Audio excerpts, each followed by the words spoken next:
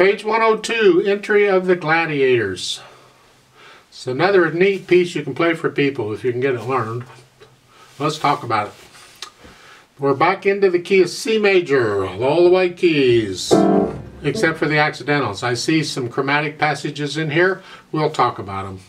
It's in cut time, but for the purpose of going over it, I'm going to temporarily change that to 4/4. So we're going to pretend it's in 4/4 time to start with. So at the beginning, we're going to go 1, 2, 3, and 4, and 1, and 2, and 3, and 4, and 1. It's a chromatic passage. Yeah, just use your fingering is fine. Got a lot of half steps going on here. Fourth line down, this is where it starts. You see that at the end of the third line there's a double bar. It means it's a section break. The double bar is a section break. So the first 3 lines is one section, and then the other part of it, I don't see any other double bars until you get to the end, so that's another section. What it is the first 3 lines is an introduction. So we got the introduction out of the way. You can do that. Let's go down to the piece which starts on line 4 here. Right hand, staccato, and a nice light finger staccato is fine. Follow their fingering, it's fine.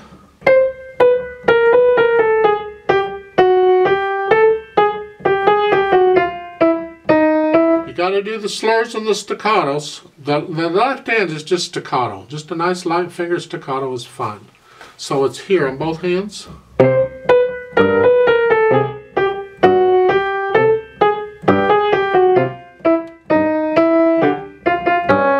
Follow their fingering.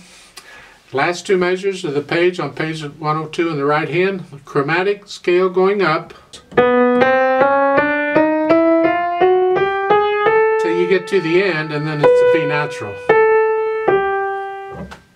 And if you know the chromatic scale and the fingering is sort of automatic for you, what you can do, what I typically do when I see this, because I can recognize it's a chromatic scale real quick, is I check the note it starts on and the note it ends on, and I just play a chromatic scale from those notes. I don't worry about the music. It's helped me out on a whole lot of pieces, especially when you're sight reading and trying to figure things out. Yeah. But page 103 starts out the same way it has been going until you get the second line. Watch that.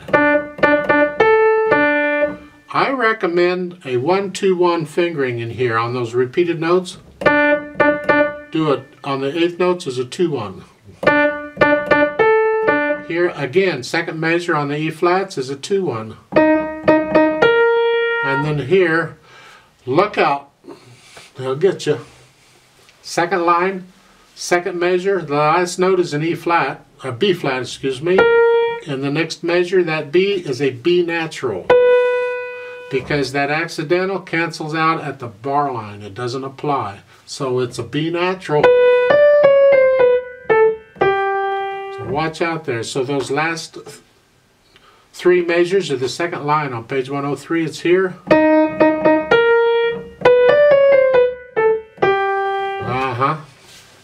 Then starting with the third line, the left hand gets the melody and the right hand does this wrist staccato thing.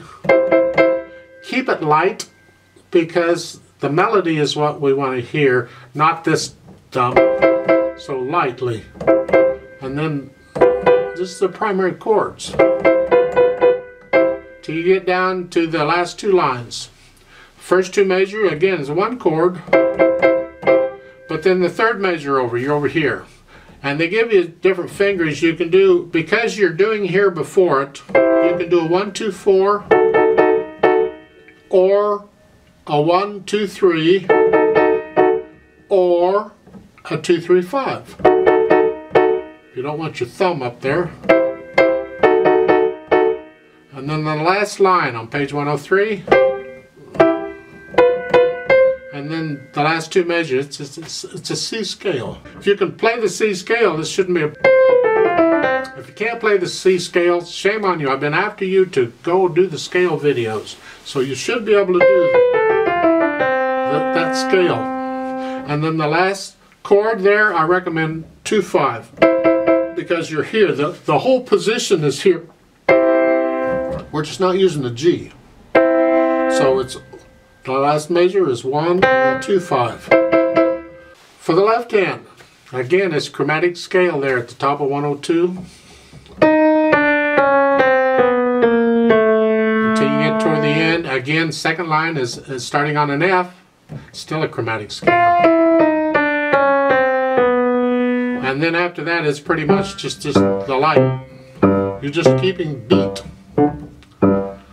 Until you get over to the third line on page 103. Now the left hand gets the melody. Watch this. It's 1, 2, 3. It's connected.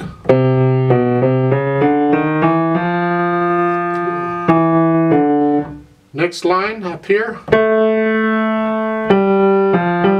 Now watch the fingering there in the second measure. That fourth line is 3, 1. And a 1 again on the thumb.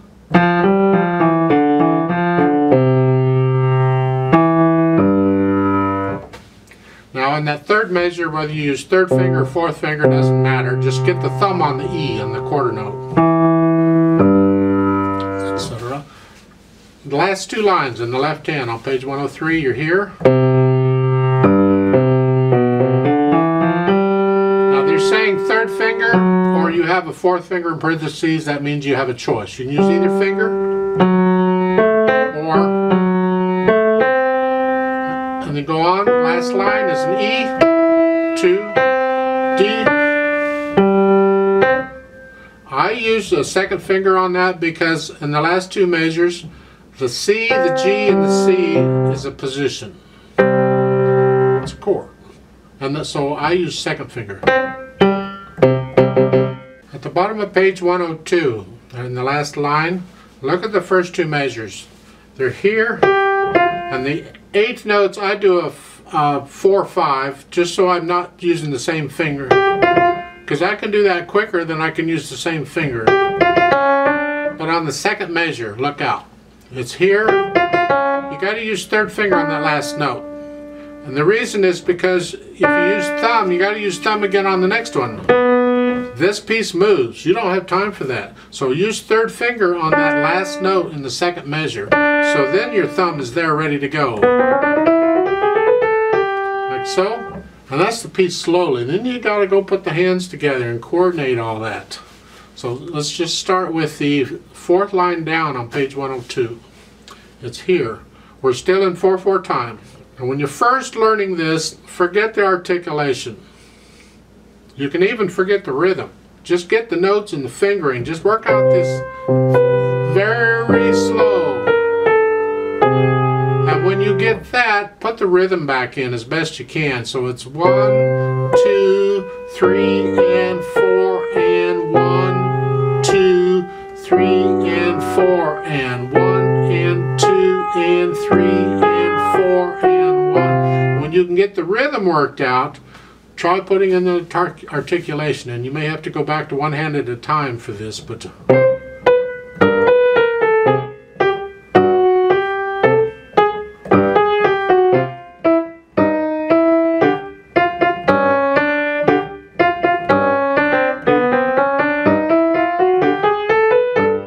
just really slow until you can get the articulation. Once you have that, you can go back and try the dynamics. There's no pedal in this, so we don't have to deal with pedal. If we did, it did come last anyway. So you're starting out at the beginning in the introduction. It's loud because you're saying, here we are. And then when you get down here, it doesn't really have to be loud. Sort of loud is good enough. Because it's quick. Speaking of quick, let's go back and put it in cut time. So instead of 1, 2, 3, 4, we're going to go 1 and 2 and 1 and 2 and. At the beginning, eighth notes are 1 E and a 2 E and a 1 E. 1 E and a 2 E and a 1 E and a 2 E. 1 and 2 and 1 E and a 2 E. 1 E and a 2 E. 1 and 2 and 1 and 2 and 1 E and a 2. Then you get the fourth line. 1 and 2, 1 and 2, and 1 and 2, work it out real slowly, feeling it in 2, a slow 2, 1 and 2, and then in time you could speed it up to more of a march.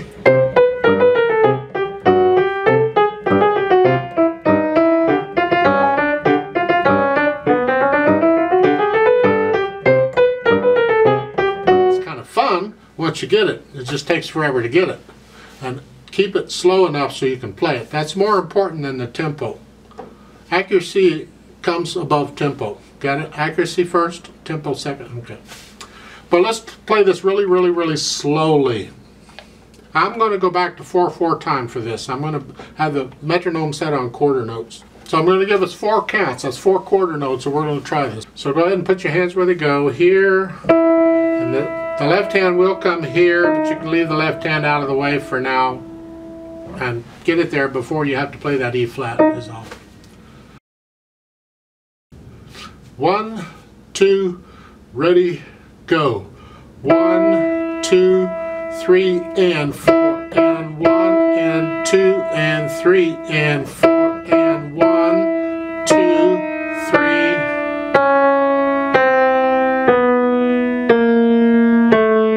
1 and 2 and 3 and 4. 1 and 2 and 3 and 4.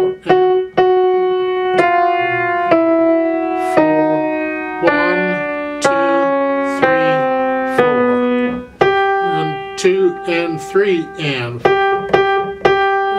2 and 3 and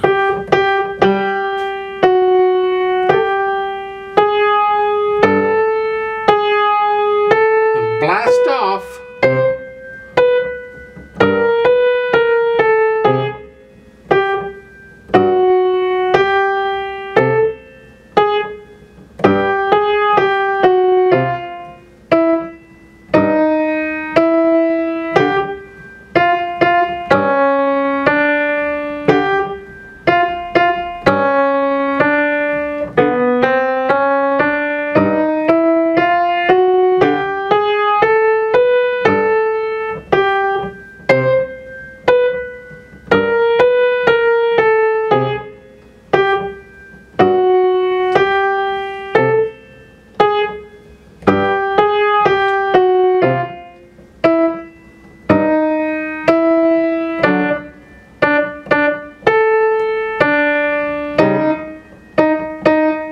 And 4 and